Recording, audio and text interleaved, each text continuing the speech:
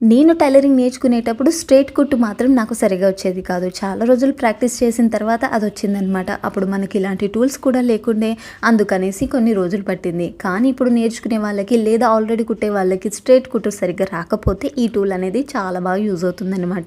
మీరెప్పుడన్నా ఇది టూల్ చూసారా లేదా ట్రై చేశారో కామెంట్ చేయండి. అండ్ దీనికొచ్చేసి ఒకవైపు ఇలా కర్వ్ వచ్చింది, ఇంకోవైపు వచ్చేసి ఇలా స్ట్రెయిట్‌గా వచ్చిందనమాట. దీన్ని మనం 2 విధాలుగా యూజ్ చేసుకోవచ్చు. అండ్ పైనుండి ఒక పిన్ లాంటిది వచ్చింది. ఇది కొంచెం బరువు కూడా ఉంది. బ్యాక్ సైడ్ దీనికి మ్యాగ్నెట్ ఉంటుంది కాబట్టి. పై వైపున ఒక చిన్న నట్ లాంటిది ఉంటుందన్నమాట. క్లాత్‌ని టైట్ అండ్ లూజ్ చేసుకోవడానికి.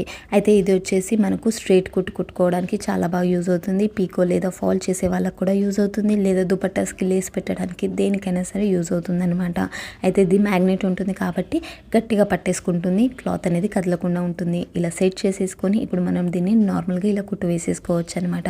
చూసారా, క్లాత్ ఎక్కడ కూడా ఎక్కువ తక్కువ రాలేదు, సమానంగా వచ్చింది. డోరీస్ చేయడానికి కూడా యూజ్ చేసుకోవచ్చు.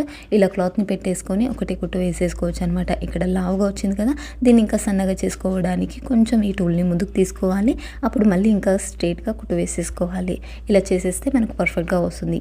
ఇది మీకు యూస్ఫుల్గా అనిపిస్తేనే తీసుకోండి. ఏదో నేను చెప్పాను కదా అనేసి కాదు, కానీ ఇలాంటిది ఒకటి ఉంటుందని మీకు కూడా తెలుస్తుందని చెప్పాను.